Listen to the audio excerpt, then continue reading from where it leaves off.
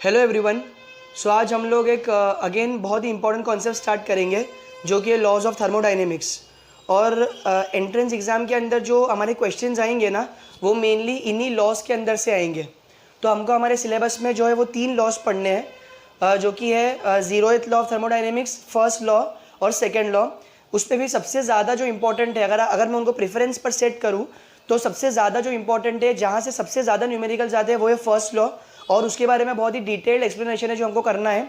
उसके बाद second number पर सेकंड लॉ ऑफ थर्मोडायनेमिक्स जो है वो इंपॉर्टेंट है, और थर्ड नंबर पर जो है वो 0th लॉ इंपॉर्टेंट है। ठीक है, तो हर लॉ जो है ना वो एक पर्टिकुलर कॉन्सेप्ट देता है। ठीक है, हम लोग जब लॉ को स्टडी करते हैं तो उससे हमको कुछ पर्टिकुलर कॉन्सेप्ट जो है वो पढ़ने को मिलता है।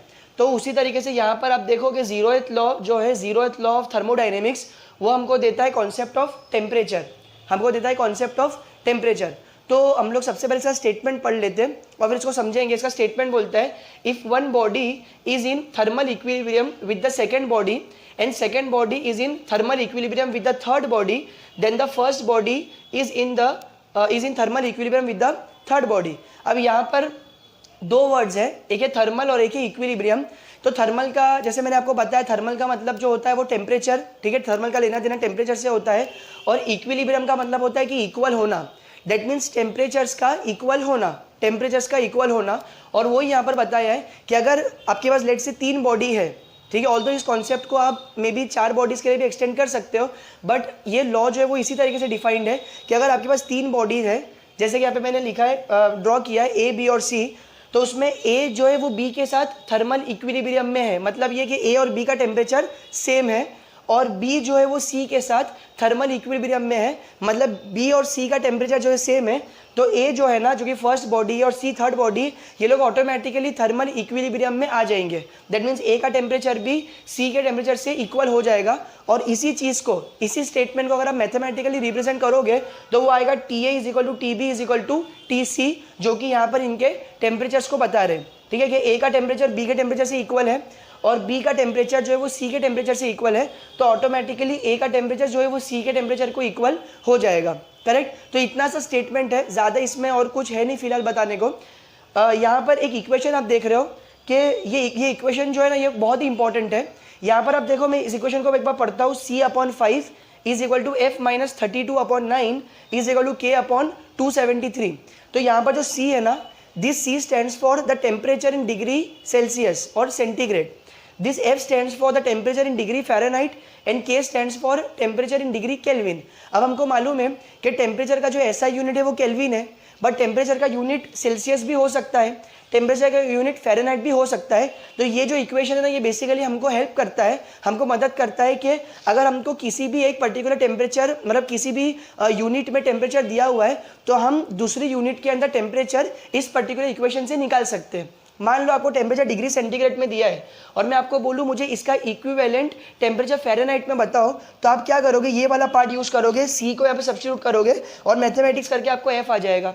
सिमिलरली मान लो अगर मैं आपको बोलूँ कि टेम्परेचर आपका फ़ारेनहाइट में दिया हुआ है और आपको मुझको केल्विन में टेम्परेचर बताओ, तो आप क्या करोगे, यहाँ पर एफ को सब्स्टिट्यूट करोगे, ये इस इक्वेशन के इस पार्ट को लोगे और यहाँ पे एफ को सब्स्टिट्यूट करके के को निकाल लोगे। तो जैसे कि मैंने बताया कि ये जो इक्वेशन है, ये अगर आपको किसी भी एक, तीनों में से किसी एक पर्टिकुलर यूनिट में टेम्परेचर दिया, तो आपको दूसरे यूनिट में टेम्परेचर निकालने के लिए इक्वेशन जो है मदद करता है। अब क्योंकि हमने समझ लिए कि भाई 0th लॉ क्या होता है, इस इक्वेशन को भी हम लोग ने देखे, तो अब हम लोग एक प्रीवियस ईयर क्वेश्चन देखते हैं। ठीक है, और वो एग्जैक्टली इससे रिलेटेड तो नहीं है, बट वो इसी कॉन्सेप्ट के अंदर जो है वो सॉल्व हो जाएगा। सो अभी हम लोग इस क्वेश्चन को देखते हैं। ये क्वेश्चन एक बहुत ही अच्छा क्वेश्चन है और काफ़ी, मतलब इसमें आपके कॉन्सेप्ट जो है वो क्लियर होंगे। ये क्वेश्चन उन क्वेश्चंस में से है जहाँ पर आपके पास जो है वो कोई डायरेक्ट फॉर्मूला अवेलेबल नहीं है, रादर आपको प्योर कॉन्सेप्ट यहाँ पर यूज़ करना पड़ेगा। ठीक है, तो एक बार हम लोग इस क्वेश्चन को जो है पढ़ लेते हैं। A thermometer graduated according to a linear scale reads a value x0 when in contact with boiling water and x0/3 when in contact with ice. What is the temperature of an object in degree centigrade if this thermometer in contact with the object reads x0/2। Last year का question है JEE mains का 2019, और इसके option है 35 degree centigrade, 60 degree centigrade, 40 degree centigrade और 25 degree centigrade. तो जो maximum students होंगे उनको ये क्वेश्चन पढ़कर समझ ही नहीं आएगा कि वो स्टार्ट कहाँ से करें, ठीक है। तो एक चीज़ मैं आपको बता दूं कि हम लोग को जो इस क्वेश्चन के अंदर इंटरपोलेशन का कॉन्सेप्ट यूज़ करना पड़ेगा, बट इसके पहले कि मैं आपको इसका सोल्यूशन एक्सप्लेन करूं, हम लोग एक बार और क्वेश्चन को पढ़ के समझने की कोशिश करते हैं। क्वेश्चन बोला है thermometer graduated according to a linear scale. Thermometer हम सबको मालूम है, ठीक है। हम लोग जब बीमार पड़ते हैं डॉक्टर के पास जाते हैं तो डॉक्टर जो है हमारा टेम्परेचर मेजर करता है, ठीक है। तो जो जिस डिवाइस से टेम्परेचर मेजर होता है उसको बोला जाता है थर्मोमीटर, ओके। तो thermometer graduated according to a linear scale. अब लीनियर स्केल का मतलब क्या है, जैसे मान लो आपके थर्मोमीटर के ऊपर ये थर्मोमीटर की लेट्स से स्केल है, तो यहाँ पर 1 2 3 4 और फिर 5 के बाद एक वर्टिकल लाइन हॉरिजॉन्टल लाइन होगी, फिर यहाँ पे 1 2 6 7 8 9 और फिर 10, इस तरीके से आपका जो है वो स्केल थर्मोमीटर दिखाता है। तो ये इसी पर्टिकुलर टाइप ऑफ स्केल को बोलते हैं ग्रेजुएटेड स्केल। तो यहाँ पर नंबर्स होंगे 10 degree centigrade, 20 degree centigrade, 50 degree, 70 degree, और आपका जो भी बॉडी टेम्परेचर होगा वो यहाँ पर ऑब्वियसली मर्क्यूरी होगा। तो मर्क्यूरी जितना भी आपका बॉडी टेम्परेचर होगा ना, मर्क्यूरी उस पर्टिकुलर लाइन पर आके राइज हो जाएगा।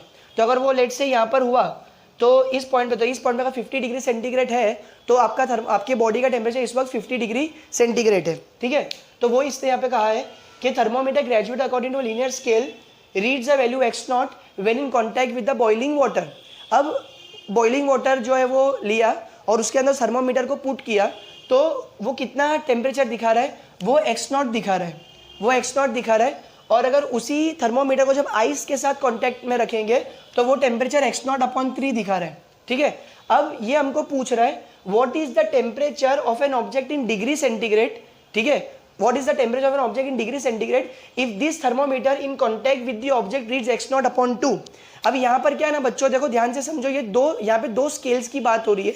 एक स्केल जो है वो कोई भी रैंडम स्केल है जो कि बॉइलिंग वाटर के साथ कांटेक्ट में आने पे x0 मेजर करता है, आइस के साथ कांटेक्ट में आने में x0/3 मेजर करता है, ठीक है। तो ये एक पर्टिकुलर स्केल है। और दूसरी स्केल जो यहाँ पे दी है वो डिग्री सेंटीग्रेड की स्केल है, वो डिग्री सेंटीग्रेड की स्केल, अगेन डिग्री फ़ारेनहाइट की स्केल भी दे सकता है, वो केल्विन की स्केल भी दे सकता है, बट यहाँ पर वो डिग्री सेंटीग्रेड की स्केल हमको दिया हुआ है। तो यहाँ पर हमको क्या करना है, हमको दो स्केल्स यहाँ पर दी हुई है, ठीक है। एक जो कोई भी रैंडम स्केल है उसको मान लो एक स्केल मान लो आप, और एक जो है वो डिग्री सेंटीग्रेड की स्केल है। और हमको जो फाइनल आंसर चाहिए वो हमको डिग्री सेंटीग्रेड पे चाहिए, ठीक है। 35 degree centigrade, 60 degree centigrade, 40 degree centigrade या फिर 25 डिग्री सेंटीग्रेड।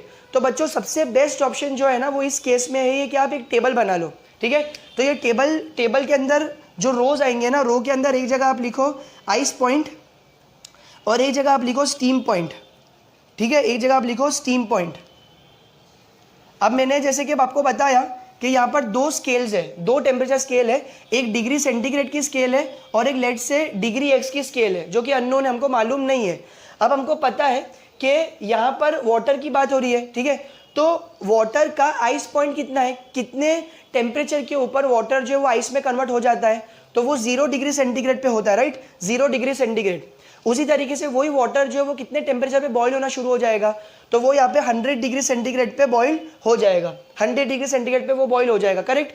तो आइस पॉइंट जो है वाटर का 0 डिग्री सेंटीग्रेड है और स्टीम पॉइंट जो है वो मतलब जिस टेम्परेचर पे वेपर्स बनना शुरू होंगे वो आपका 100 डिग्री सेंटीग्रेड है। अब ये 0 और 100 तो डिग्री सेंटीग्रेड की स्केल्स में है, लेकिन डिग्री एक्स की स्केल्स में क्या है, डिग्री एक्स की स्केल में आइस पॉइंट क्या है, डिग्री एक्स की स्केल में आइस पॉइंट आपका x0/3 है। उसी तरीके से डिग्री एक्स की स्केल में आपका जो स्टीम पॉइंट है वो क्या है, वो x0 है, वो x0 है। अब आपको क्वेश्चन में क्या पूछ रहा है, वो क्वेश्चन में आपको ये पूछ रहा है कि अगर उस पर्टिकुलर ऑब्जेक्ट का डिग्री एक्स की स्केल में x0/2 टेम्परेचर है, डिग्री एक्स की स्केल में x0/2 टेम्परेचर है, तो कॉरेस्पॉन्डिंगली डिग्री सेंटीग्रेड की स्केल में उसका टेम्परेचर कितना होगा, ठीक है, ये हमको पूछा है। तो हम लोग क्या करेंगे यहाँ पर, ऑब्वियसली इंटरपोलेशन करेंगे। तो इसमें हम लोग क्या करेंगे, सबसे पहले आप क्या करो कि ये डिग्री सेंटीग्रेड का जो है आप डिग्री सेंटीग्रेड का आप आइस पॉइंट लिख दो। डिग्री सेंटीग्रेड का आइस पॉइंट कितना है, 0। डिग्री सेंटीग्रेड का आइस पॉइंट कितना है, 0 माइनस। अब आपको जिस टेम्परेचर पे ढूंढना है, जो डिग्री सेंटीग्रेड जो आपको ढूंढना है, ठीक है, जो टेम्परेचर आपको ढूंढना है जो कि इस वक्त यहाँ पर x0/2 रीड कर रहा है डिग्री एक्स की स्केल में, वो डिग्री सेंटीग्रेड रीड कर रहा है डिग्री मतलब कितना डिग्री सेंटीग्रेड रीड कर रहा है इस स्केल में। तो आप लेट से उसको डिग्री एक्स ले लो, ये आपका अननोन हो जाएगा, ये आपका अननोन होगा, डिवाइडेड बाई आप अगेन डिनोमिनेटर में आइस पॉइंट का डिग्री सेंटीग्रेड लिखो जो कि कितना है 0, ठीक है, और माइनस आप स्टीम पॉइंट का डिग्री सेंटीग्रेड पे लिखो जो कि 100, ठीक है। ये आप इस तरीके से इक्वेशन को लिख लो।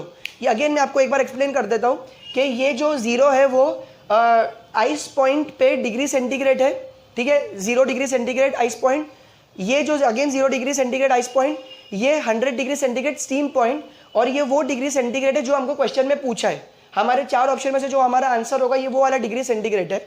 अब जब आपने इक्वेशन को इस तरीके से फ्रेम किया है, ये पूरा जो राइट हैंड साइड है इक्वेशन का डिग्री सेंटीग्रेड स्केल के लिए है, तो अब लेफ्ट हैंड साइड को डिग्री एक्स स्केल के लिए भी एज इट इज लिखो। तो यहाँ पर हमने क्या किया था कि डिग्री सेंटीग्रेड का आइस पॉइंट लिखे थे, तो उसका कॉरेस्पॉन्डिंग हम यहाँ पे डिग्री एक्स का आइस पॉइंट लिखेंगे। और डिग्री एक्स का आइस पॉइंट क्या है बच्चों, यहाँ पे x0/3, x0/3। उसके बाद हमने ये जो डिग्री सेंटीग्रेड लिखा है ये वो वाला टेम्परेचर जो हमको ढूंढना है, तो डिग्री सेंटीग्रेड तो हमको ढूंढना है ना, उसके कॉरेस्पॉन्डिंग डिग्री एक्स पे कितना है वो है x0/2, तो हम यहाँ पे लिख देंगे -x0/2। उसी तरीके से यहाँ पे अगेन 0 का 0 आया तो x0/3 का आ जाएगा x0/3, और माइनस ये जो 100 है तो ये स्टीम पॉइंट मतलब 100 डिग्री सेंटीग्रेड स्टीम पॉइंट है, ठीक है। बट x0 के स्केल में स्टीम पॉइंट क्या है, x0 के स्केल में स्टीम पॉइंट 0 x0 है, जो यहाँ पर 100 है डिग्री सेंटीग्रेड पे स्टीम पॉइंट, तो वो यहाँ पर x0 है डिग्री x में स्टीम पॉइंट, तो यहाँ पे आपने लिख दिया x0। अब ऑब्वियसली इस पर्टिकुलर इक्वेशन में x0 जो है वो कैंसिल हो जाएगा कॉमन निकल के। यहाँ पे जब आप माइनस करोगे तो 0 माइनस डिग्री सेंटीग्रेड आपका हो जाएगा डिग्री सेंटीग्रेड, और 0 माइनस 100 आपका हो जाएगा -100। उसी तरीके से यहाँ पर जब आप LCM लोगे तो ये आएगा 2 - 3 -1 डिवाइडेड बाई 6, 2 × 3 6 अपॉन यहाँ पर 1 है, ये 3 वहाँ जाएगा तो ये हो जाएगा 1 - 3, 1 - 3 क्या हो जाएगा -2, और यहाँ पे 3 आ जाएगा नीचे। अब क्लियरली ये माइनस से कैंसिल हो जाएगा, ये माइनस से कैंसिल होगा, और ये 3 जो है ऊपर चला जाएगा, तो ये आएगा degree centigrade upon 100 is equals to, ये 3 ऊपर जाएगा अपॉन यहाँ पे 6 और 2 आपस में मल्टीप्लाई होंगे, ये यहाँ जाएगा तो ये हो जाएगा 12, ओके। अब 3 1 और 3 4 और 4 1 और 4 25। तो जो फाइनली आपका आंसर आया कि degree centigrade is equal to 25, that means जब आपका वो थर्मोमीटर, जो ये थर्मोमीटर हमको क्वेश्चन में दिया है, जब ये थर्मोमीटर उस ऑब्जेक्ट का डिग्री एक्स की टेम्परेचर स्केल पे x0/2 रीड करेगा, तो अगर वही जो थर्मोमीटर है वो डिग्री एक्स की स्केल पे आपका 25 डिग्री सेंटीग्रेड जो है वो रीड करेगा, तो दैट मीन्स आपका जो करेक्ट ऑप्शन है वो है ऑप्शन नंबर डी। तो यहाँ पे समझने वाली बात यही थी कि जैसे आपने देखी कि इसके अंदर कोई एज सच फॉर्मूला यूज़ नहीं हुआ, यहाँ पर मैंने इंटरपोलेशन का कॉन्सेप्ट यूज़ किया, और ये जो कॉन्सेप्ट था आइस पॉइंट का, स्टीम पॉइंट का, ये मुझको यहाँ पर यूज़ करने में आया। तो अगर ये जो है अगर आपको नहीं पता था दैट मीन्स तभी आप ये प्रॉब्लम नहीं कर सकते थे। अब क्योंकि हम हमारा क्वेश्चन जब हो गया सॉल्व, तो यहीं पर हमारा 0th लॉ खत्म हो जाता है। अब इसके बाद हम लोग जो है वो हमारे नेक्स्ट लॉ की तरफ बढ़ेंगे, जो कि सबसे इंपॉर्टेंट लॉ है और सबसे ज़्यादा न्यूमेरिकल जिससे आते हैं वो है फर्स्ट लॉ ऑफ थर्मोडाइनेमिक्स।